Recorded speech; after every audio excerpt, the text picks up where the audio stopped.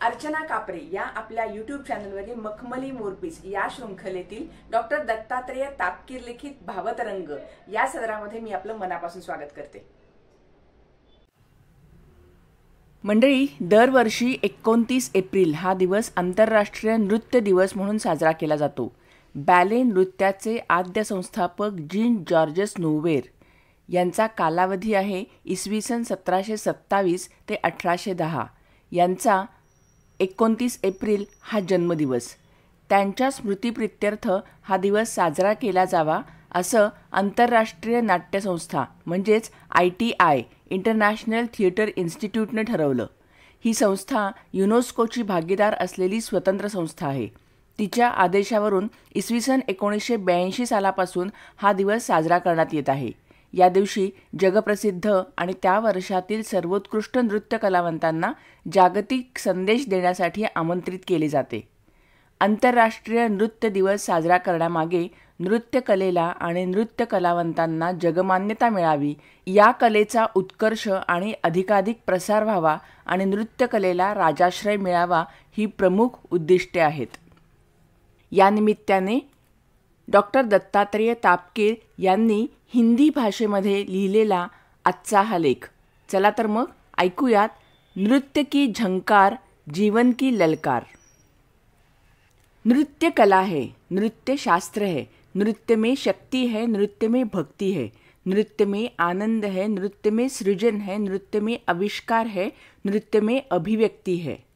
हम नृत्य के साथ जन्म लेते हैं, वह हमारी स्वाभाविक उर्मी है, वह हमारे संपूर्ण शरीर में व्याप्त है, वह हमारे शरीर का धर्म है। भले ही हम किसी औपचारिक नृत्य को नहीं जानते, किंतु हमारे शरीर में किसी न किसी अनौपचारिक और सहज प्राकृतिक ढंग का नृत्य समाया हुआ होता है।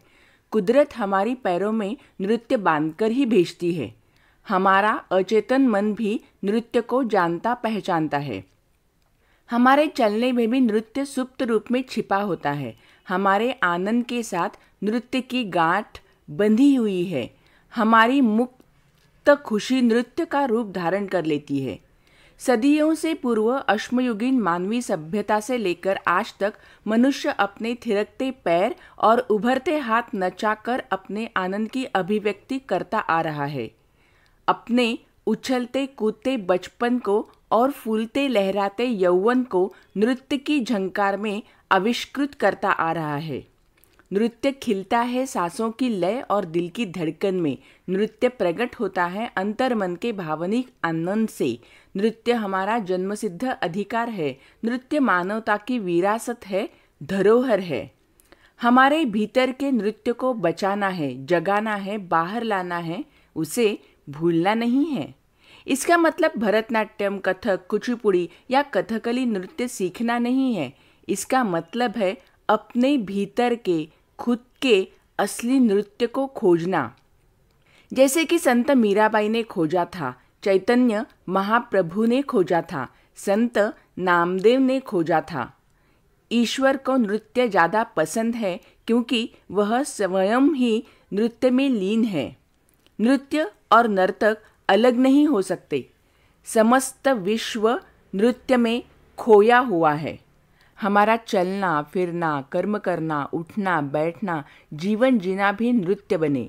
उसमें सहजता हो, आनंद हो, उन्मुक्तता हो।